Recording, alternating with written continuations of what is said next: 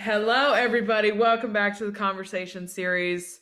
I am honored today to have Ultramarathon Mr. Andy Glaze here with me. I'm especially excited to talk to him because he's training for things that are absolutely crazy to a lot of us. But for him, he has been doing this for a long time. 100 plus mile weeks he's been running for almost 4 years, wasn't it? It was 4 years. It's over 4 years. I'm at Yeah. 212, Okay. 212 weeks. I mean, I just want to ask why start that first of all, and why I know it's tied to you and your career as a firefighter, but can you just share why with everybody why go start this? Um, well, I mean, I started it 4 years ago. Okay. Uh, and if you think about 4 years ago, we were going through pretty intense time in the Yeah. world. Yeah.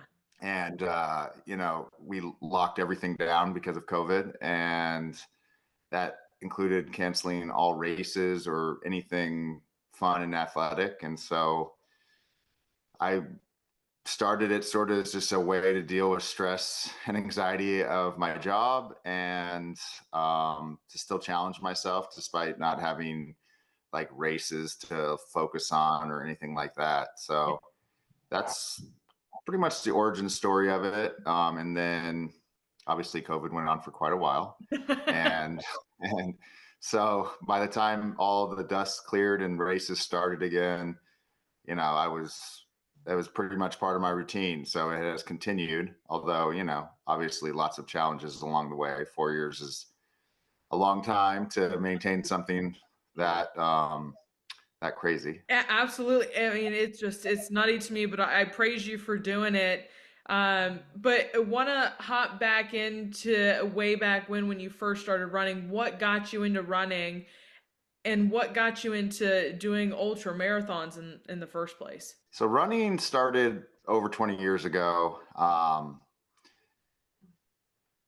I was struggling with like anxiety and depression, Okay. and I was really inactive. I didn't do any exercise, and I was young. I was in my 20s. So a friend suggested, "Hey, maybe you should try exercise. Yeah. Like to make you feel better." And so I joined a gym and got a personal trainer and started working out. And somewhere along the way, I decided, this is, yeah, I think 20 years ago or 20 plus years ago, we didn't have like the internet to like tell us all the cool stuff that we know now. So I took a community college class to like figure out how to exercise better. Okay. It was like an exercise science class. Um, and in that exercise science class, I had to run a mile and a half. And I was not a runner. Like I did like the elliptical trainer at the gym and stuff like that, but I didn't run. And after that, I just pretty much never stopped. So that's kind of like the story is like I ran a mile and a half, and then we had to improve our time over the semester, and Okay. so I kept running to try to improve my time and that mile and a half, and then obviously you got to run a lot to improve, and then by the Yeah. end of the class, I was running pretty regularly, and it kind of just that's where it started. The ultra marathoning, you got to like fast forward like maybe another 10 or 12 years later, and then um, that was like a totally I was a runner at that point, and I didn't even know ultra marathoning existed. Like I didn't know anything went further than a marathon. Yeah. And I had signed up for a 24-hour obstacle course race, which is like a Tough Mudder or Spartan or Yeah. something like that. Yeah. And so I was like, well, man, I'm going to have to run like really far in this 24 hours. So I looked to ultra marathoning. I signed up for a 50K, which is 31 miles. I figured that'd be like about the mileage I would do in 24 hours, and ran that to prepare to run the 24-hour one. And then, over time, I ended up liking the ultra marathoning more than anything else. And so now that's primarily what I do. It is primarily what you do, but you also do like the LA Marathon. You did that a couple weeks ago. I We did. we all saw you on social media with in the Prime suit, which was I did. I did do fantastic. that. Yes. Well, I yeah.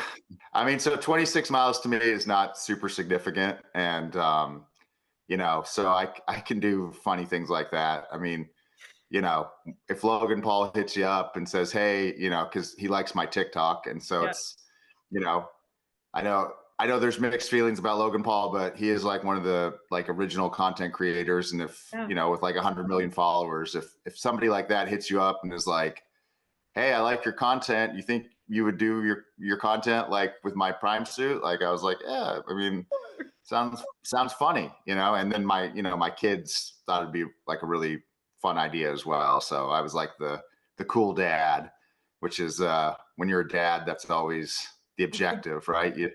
My kids are starting to be like teenagers, so like my wife and I are less and less cool every day. So Totally. if we can be cool for another 6 months, then like I'm all in. Absolutely. I was just so impressed. I'm like, I can barely sometimes get a half marathon done in the stuff that I'm in. I'm like, I can barely imagine running in a suit like that for 26.2 miles. I was like, I was like praising you. I was like, my God, that would have been a struggle for me. It was pretty hot. It was pretty miserable, but I've run some really hot races around the world, and I'm really good at compartmentalizing suffering. So I just did that, and I used all my tricks and tips that I use when I do ultra running, and Yeah. it was 4 hours and 12 minutes of hell, but I got it done, and then that was that. I loved seeing in the video too of all the people just stopping and taking photos of you or taking videos of you as you were running past them, and it was just so funny. Yeah, people were pumped on that. They were so into it. It was, I've run a lot of races, but that was like probably the most fun, just because everyone was so into it. And then obviously I was like pretty easy to spot. Yes. Like if I'm normally running, like I wear wild shorts and stuff like that. But like when you're wearing a big Prime bottle, you're hard to miss. I do want to hop into with you doing these 100-mile plus weeks. Is the recovery look like for you? I see you do a lot of ice baths, the importance there for you, but what is the most important thing about recovery for you? I mean, I don't think there's like one single thing. Yeah. Um, I think it's like my whole life is recovery because I never recover. So everything I do is like trying to get myself back to baseline. Okay. Um, Obviously, a good diet. In order to run as much as I do, you have to fuel yourself. Yeah. If you don't give yourself enough fuel and you run a lot, then like Yeah. you're more prone to injury, bone issues, stuff like that, because your body is using more calories than you're consuming. So you have to make sure you eat a lot, Yeah. which is not hard for me, but it is hard for a lot of people. Um, you have to drink a lot of water because obviously you need to flush out like certain things that happen after you exercise. I do ice baths. I do sauna work a lot. I try to do it every day. It doesn't always work when I'm at work. I don't have a sauna, and then I don't always have the time to do it at work, but I do it at home every day. I'd like to say sleep, but I'm a firefighter and we get terrible I was about to sleep. say So with your job, you're not getting much sleep. So yeah, that's the downfall. It's like if I could change one part of my recovery, it would be I'd get more sleep because I think sleep is super important when it comes to recovery. I mean, I think that's mostly it. I mean, I'm not a stretcher. I don't do anything like that. Like, yeah, it's mostly just when I'm sore, I just go run more miles. I love it. like even after a 100-mile race, like maybe I try to like about 10 hours after I finish a 100-mile race, I try to go run like another 5 miles.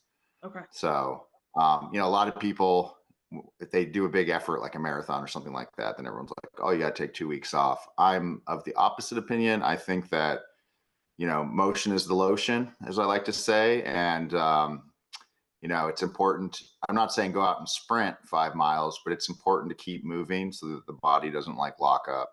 Yep. And as long as you can keep moving, then, I mean, it's not going to be super comfortable, but you will recover faster than just sitting around and doing nothing. Yeah, my dad has always I call him my pit crew for whenever I do my half marathons, and so he's always like, "Go walk." He's like, "You have to." He's like, "Move." you have to get the lactic Right. acid You moving. don't want you don't want to, but No. and certainly the first mile is really terrible, but you start to loosen up and then it feels better. And then I'm not saying go run a ton, but Yeah. for me, 5 miles is not, that's under an hour of work. So Yep. Yeah. and then from there, I continue to build back up. I'm of the same mindset now that as I've gotten farther into this, I I'm like I'll take the next day off maybe, but I'm like I don't want to go more than that because it hurts to get back into it more than it would if I took longer off. Like it just I'm like I got to get back into it. I got to keep moving.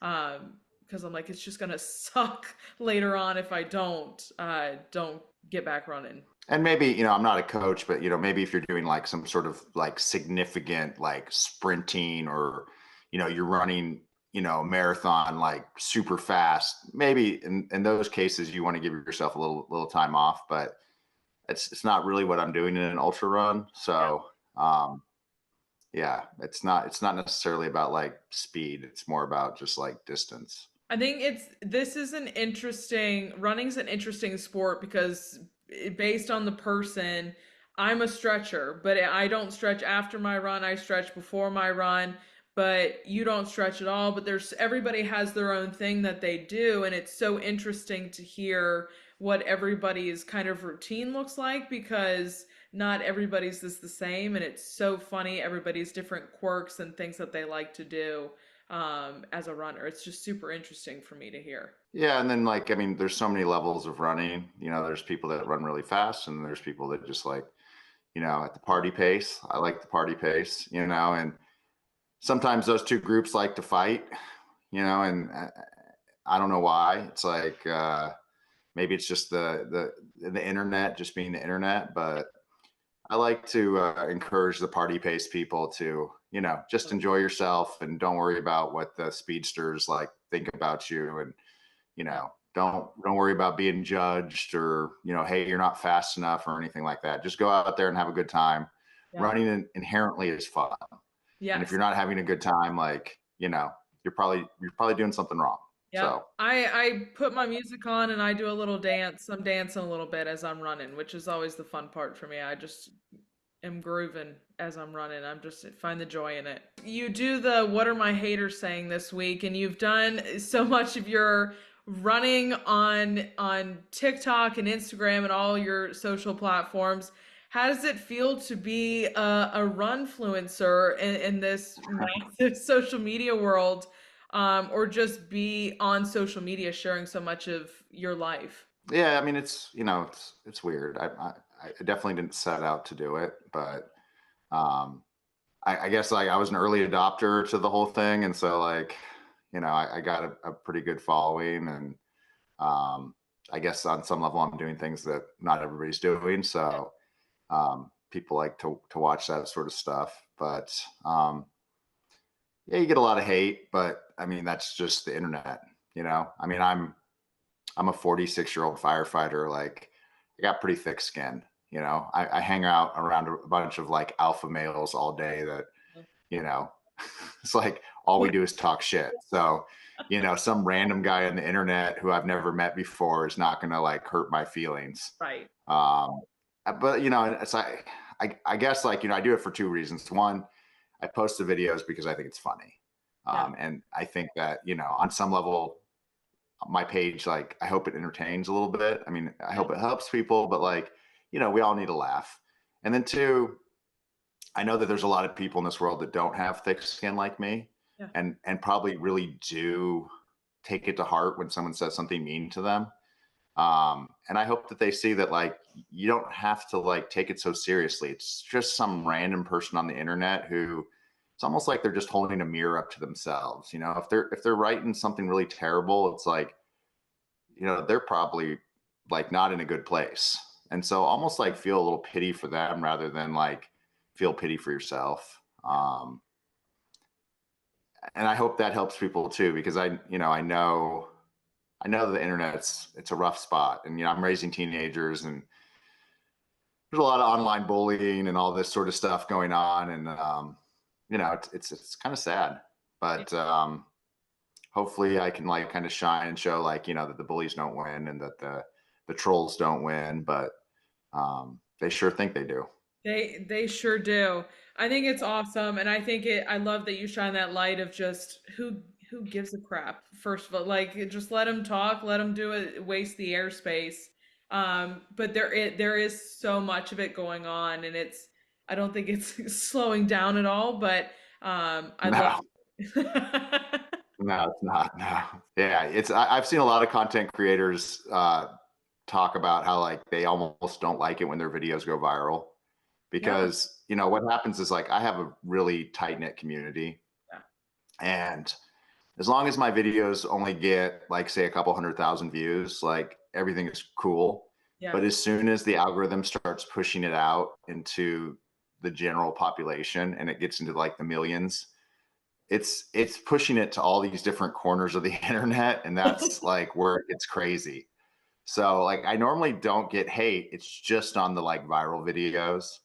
Um, and I've heard a lot of like content creators kind of say that like I almost hope that I don't go viral. I just want to like speak to my audience, and I don't want the whole internet to come in and like need to give their opinion on whatever. But I Totally. like it all, so bring it.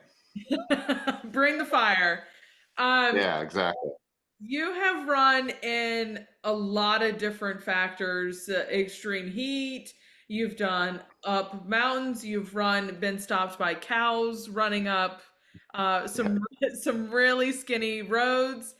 How do you keep that mental resilience as you're doing this very long mileage and keep pushing through all of this? I mean, so in an ultra run, what they do is they break it up by aid stations. And what I mean by an aid station is like they'll have food and water um, every X amount of miles. So, and sometimes it's like significant. Like I've done ultras where it's like 26 miles between aid stations, and then I've done ultras where it's like 5 miles. Okay. So, I mean, you know, I basically mentally just break it down by aid station. If I'm running a 100-mile race, I don't think, oh, I have 96 miles to go. I think I got 6 miles to the next aid station. And I run that 6 miles and I refill my water and maybe eat a slice of watermelon and some pretzels. And then I'm like, all right, what's the next? 11 miles? Okay, I got to run 11 miles to the next aid station. And I just sort of focus on that. And then, all of a sudden you're like, oh, I'm almost done. I mean, Okay. not really. It's not quite that easy, but I mean that's how I break it down. Is I Yeah, break it down aid station to aid station, and you can have a really shitty time in between two aid stations, but once you get to the aid station, it's like a fresh start. You're like, okay, now I'm going to this one. So what's your um, favorite thing to have at the aid stations? I really like. I mean, watermelon is a big one. I love watermelon. Um, yeah, that's probably my favorite is watermelon. I've heard people who love having the beer, and I'm like, I would probably throw up the beer if I drank beer at an aid station as I was still trying to run. I've never done it, but I mean, I think the concept behind it is it's liquid bread, and then I'm sure alcohol has some sort of numbing properties. Yeah, But yeah, I'm trying to like I, ultras give me enough of a head change. I don't need to like add some sort of man-made stuff into it. So my mind gets crazy enough like without any drugs. totally. So. Has there been a favorite of your races that you've done so far that you're itching to get back and do again? So I mean, the race I'm training for right now is called Coconona, and it's a 250-mile race from like basically Phoenix to Flagstaff through the mountains. I mean, I love it. It's one of my favorites, and then there's also a race that I've done quite a few times called UTMB, which is in France, and you run from France into Italy, Italy into Switzerland, Switzerland back into France, all through the Alps. That one is really amazing and beautiful. But they're both very different. One's rugged Alps, which is like straight up and down mountains, and then Coconona is like desert running. So you're like cactus, but then you kind of run up. Flagstaff's like 7,000 feet, so you run up into like the mountains. Um, I like them both a lot, and I've done both of them many times. So I'm going to do them both this year, assuming that I stay healthy. So Cocodona is in less than, I think it's 24 days. Not that I'm counting, and then UTMB is like the very end of August. Okay. So my wife and I will fly out to France and then run that. Very cool. Is she your person to have at aid stations and be the one that helps you through all of this stuff? So 99% of the time I do everything by myself, but Okay. she does come to the France race because she likes to come to France. So um Nice yeah, little vacation for her. she'll help me at UTMB. And she always tell it's like apparently it's just a terrible situation to provide aid to people in there because you have to get on these giant buses and then drive these like crazy mountain roads, and she gets really bad car sickness. So she always tells me how terrible it is, but then she does it every year. So, but like Cocodona, I'm gonna run it completely solo with no crew and no support, and I do most of my races like that, Okay. which I think just makes it a little harder. So, which is what I'm looking for. That way I'm totally self reliant. I just the aid stations, and then you can pack these little drop bags, and a lot of times they'll let you put them at the aid stations. So I gotta ask where you get your fun shorts from, and how with the yeah, inspiration behind the fun shorts, because I love to see whatever short color you got on every day. right. So it's a company called BOA, and they're like based out of Southern California. Um, yeah, and they just make like I don't know. There's gotta be like 50 different fun patterns and like just random cats with laser beams coming out of their eyes and like Bigfoot and just all this random stuff. And so I find it really funny. I think that like Love it. running doesn't need to be so serious. Like you can have a little bit of flair, and it's kind of become my thing. And they're not super expensive compared to other running shorts I've had. So like I think I have like 40 different pairs of them. And I go through two pairs of shorts a day. Yeah, So it's nice to have like a huge variety so that you're not just constantly doing laundry. yeah. Although my wife will say like, I'm a laundry, machine. I just like create so much laundry. I don't doubt it. And now, right now, you're doing a morning and a night. How many and how many are you doing at each session? How many miles? I mean, right now I'm doing 20 in the morning, and then I like probably like five. I guess last night I did almost nine. It's 5 to 10 in the evening, so somewhere between like 25 and 30 miles a day. But normally I do like around 20. Like I like a good like total like maybe 15 and 5. It just depends on what I'm training for. Right now it's less about distance and more about climbing mountains. So I was today I was like I ran up into the snow and then came back down. So I got like the elevation, and I think I was up about 7,000 feet. Plus, I climbed over 3,000 feet. So those are things I'm going to need in the Cocodona race. So I try to like sort of tailor my training to whatever like style race I have like coming up. As I've gotten more and more into, I've been running for 15 years, but as I've gotten more and more into it, I'm like, I've focused more on the distance that I'm running and less on the pace. But as I've kept going, I've focused less on certain things. And I'm like, just how my body feels that day. I'm like, I'm just out here trying to have a good time and enjoy my run and not feel like I'm so like looking at my watch constantly trying to hit these certain marks, and I've found it so much more enjoyable that way. And again, it doesn't really matter what people think. So um, people judge me all the time, like how slow I train, and then I'm like, okay, well, come run 100 miles with me, and show me how it's done. Because like I'm training for a specific type of event that they don't have any concept of what it takes or anything. So, and if somebody beats me, it's like I'm not really I don't care. There's a lot of fast people out there that beat me all the time, and Absolutely. it doesn't hurt my feelings. Nope. I'm like, I'm a 10:30 runner. I'm like, if you want to go faster than me, go on and sprint past me. I'm like, but I'm here having a great time at my 10:30 pace. That's a great pace. Yeah. What does the rest of the year look like? You got Cocodona, you got this the race over in Europe. How many other races are you running this year? Well, so I'm running a 100 miler next week as a warm up for Cocodona. And then after Cocodona, I'm running San Diego 100, like I think 2 weeks later. Okay. And then a week after that, I'm running Bighorn, which is a 100 miler in Wyoming. And then I have Crazy Mountain 100, which is in July in Montana. Then I have Leadville, which is a 100 miler in Colorado, Okay. UTMB in Europe, back home from there. And then right after UTMB, I do Run Rabbit Run, which is a 100 miler in Colorado again. Okay. And then Javelina 100, which is a desert 100 in Arizona. And then my wife and I we just got in the New York City Marathon. So we'll be going to doing the New York City Marathon in November. I hope that's it, but there might be one more 100 at the end of November. I don't know.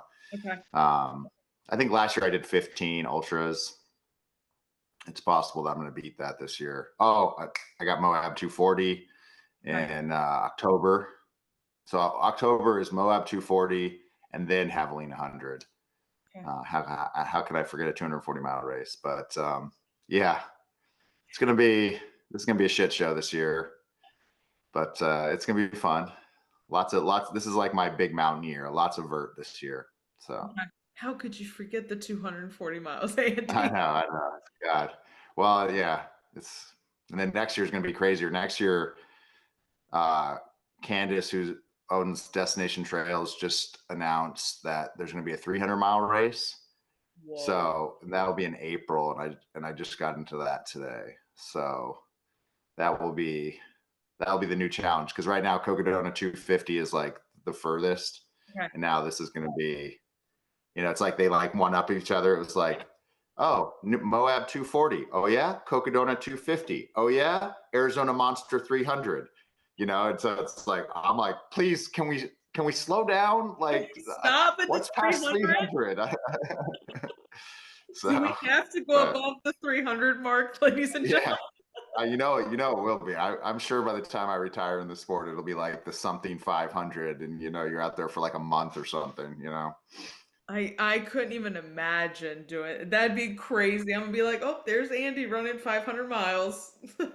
Yeah, I hope not.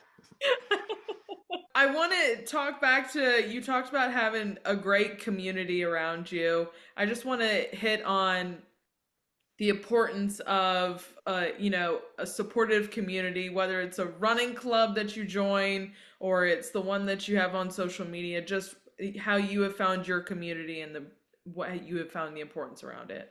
Yeah, I mean, for me, it's mostly online, um, just because time constraints and like I just found we have a little running club in my city, and I've gone a couple times, but most of my training is with like just a select number of ultra runners that are crazy like me because it's kind of hard to like call up a random person and be like, hey, you want to go run 20 miles tomorrow? Like, most people that's not in their wheelhouse. So I have to kind of find people that have similar goals and athletic ability. But, I mean, Instagram, I think, is a little bit more engaged than like TikTok. Yeah. As far as my community goes, TikTok is like, it's an interesting how the algorithm works. So I know that there's people that definitely follow me on TikTok, but on Instagram, like there's a lot of engagement. People get really into everything. So um, I get a lot of messages that like I've motivated people to run and Yeah. start racing and doing all this stuff. And even when I was like at the LA City Marathon, I think about 25 people came up to me and said, I'm running this because I watched your TikToks, or I'm running this because I watched your videos. This is my first marathon. And it's pretty amazing. People send me pictures all the time of like huge weight loss, losing 60 pounds and like, through running and just being consistent. And I mean, I love that. I think that it's great. Like that's really like my goal is not to like, make money or like sell shoes or anything, which I don't do, but it's just to like inspire people and make the world a little bit better through exercise. I know that I was in a bad place and I started exercising and like my life got better. So if I can, show that side of exercise to the world and then, it resonates with people and then they start exercising, then I'm confident that they're gonna like feel better. And then it's like that butterfly effect of like, then they'll probably share it with somebody and then somebody they know will start exercising and then, just keeps going and, they won't even know anything about me. It'll be like three people down the road that'll be exercising because of because of me, but like they won't even have met me or know anything about my videos. So, you know, that's the goal really is just to make the world a little bit better through movement. I love that you've gotten your fellow firefighters involved as well. I love to see the early morning runs with the radio in the hand and see who you've got with you. And I know you've got one of your fellow firefighters who's just signed up for his first half marathon. So I love that. I love that he's doing that and he's doing that with you as well. Yeah, I actually just got one of my firefighters is the ultra I'm doing next week. He's going to run a 50K. It's his first 50K. So he ran the LA marathon with me, and then he was like, "I want more." I'm like, hey, there's a 50K, and so yeah, it'll be his first ultra. LA marathon was his first marathon, and then yeah, my buddy Dave, he's running his first half marathon. So yeah, it's pretty cool. I mean, it's good to inspire people to work out. Have you gotten your kids involved? Are they runners as well? Or are they like, no, let mom and dad do this stuff? Not, I mean, they'll run like a mile or two, not super like crazy. I remember being young and like running was super unfun because I was like forced to do it. So I don't want to like get into a situation where I make it unfun.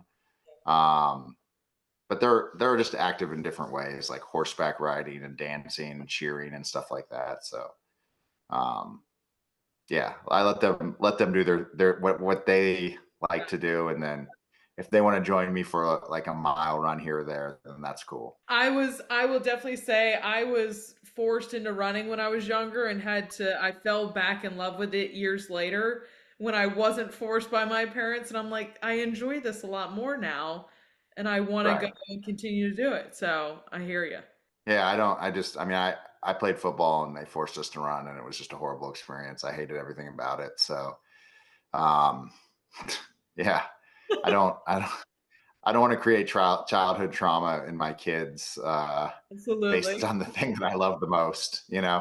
Hopefully they see me having fun and like subconsciously they're like, oh, running's not so bad. Yeah. Then maybe someday when they try it, they'll be like, oh, this is what Dad was like talking about all those years. Andy, my last question for you is just what inspires you? Like I was super inspired. I was super inspired by my father, who I lost a few years ago. He was like a big inspiration in my life. I think now, without his daily advice and whatnot, I think just I'm inspired by helping people and I'm inspired by the community. Um, they think that I'm helping them, but like they're helping me as well. And it's kind of like a mutual inspiration. So even in like the times I don't feel like doing things, like I know that like by doing them, I'm helping people and that keeps me inspired. I love what you're doing and helping bring more joy to running and just more people into movement. So I appreciate you because I can tell you, you've gotten my ass off the couch many a times too. I'm like, I'm gonna go run. Right. I gotta get going, but I so appreciate you just sharing what you do and the vulnerability behind running as well. I just appreciate you. Yeah, I don't sugarcoat it. You'll see the dark side every once in a while. It's Yeah. not all rainbows and unicorns. It absolutely is not. I mean, I've seen what is it, the video of your toe? What is the status of the toes after the Yeah, races? yeah, yeah. My feet are more famous than I am. I feel like I have. Yeah, there's a video on Instagram right now. It's like my biggest video ever. It's like 13 million views, and it's my feet. I'm like, really, people? What's wrong with you? 13 million views on this damn video. It's like gross, Something about but feet, people. I don't know what it yeah, is. I'm like, people like them. Yeah. I'm like runners. I'm like, we have the worst feet in the world. And I'm like, but Oh, people are just fascinated. Yeah, my feet are gross. My wife won't even let me get them near her. She's like, keep those away from me. So, I love it. I love it. Well, you guys, if you do not follow Andy on any of his socials, please go give him a follow. All of his socials are down below. You can follow along on all of his journeys, his training, and everything. But just Andy, thank you for being here with me today. yeah, thanks for having me. Yeah, absolutely. And as always, I will see you guys back here next time. Bye, y'all.